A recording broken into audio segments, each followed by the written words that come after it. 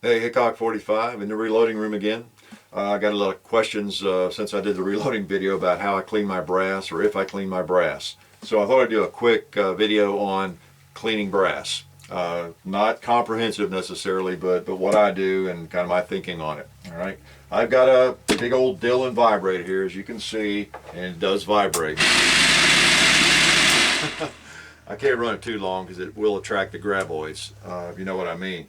So it really does vibrate. It does a good job. It's a big one. They make one smaller than this, but you know, the big one is a nice luxury because you can just dump. And you don't have to clean your brasses often, and you can let it accumulate up to 500 or 1,000 pieces, and you can dump it in there and let it vibrate.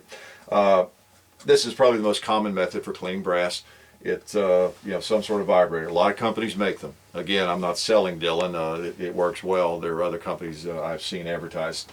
So look around and see what you like, but I would recommend some sort of vibrator, some size. If you want your brass to look like this instead of like this, you know, you want to clean it. This is once fired over here in my left hand, and in my right hand it's not been cleaned and it has been fired. So you can see the difference there, you know that.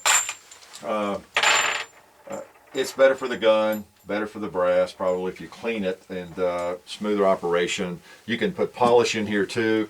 I usually do that. Treat the media, either corn cob or walnut, ground walnut or ground up corn cob. Actually, I'm out of it right now, so I'm not going to treat this one. I changed it over before this demonstration. I dumped the old stuff out of there. It was getting pretty cruddy. So this is all new, fresh media. You can see I really filled that thing up. I have a lot of 45 ACP cases. I just now put them in and have started it, so they're not really clean at all. But that's kind of what it looks like when you fill it up. Probably wouldn't want a lot more in there. In this batch, but probably need more media. But that's how it works. And then you just let it run. It vibrates it, cleans it, and if you have polish in there, it will polish it. Some better than others, and you are ready to reload it. You can, of course, again, you don't have to clean it every time. You can I don't know, fire it 3-4 times. You could probably fire it and load it 10 times. I don't know. I hate to think how many times I have loaded some ammo without cleaning it. I've gotten a little lazy about it, I think, in recent years, and I'll just bring it in. Sometimes put it right back in the bin and then just keep loading it and firing it. With a pistol, the tolerances, the pressures are not as high. It's a little more forgiving. I don't load rifle rounds really. Anything of high pressure, I load 45-70. I guess that's the only rifle round I load, period. So my whole orientation is from the pistol, you know, the pistol perspective for the most part. So if you're loading a lot of high-powered rifle and you're bench rest shooting and that sort of thing, well, you're kind of in a different universe, right? Where I'm loading on progressive press, mainly pistol cartridges, it's just a little bit different, okay? But one of these I highly recommend, and just throw it in there and, you know, clean it whenever you build up some and you're ready to go again. If you just need to clean 50, you can do that too. But they're really, really handy.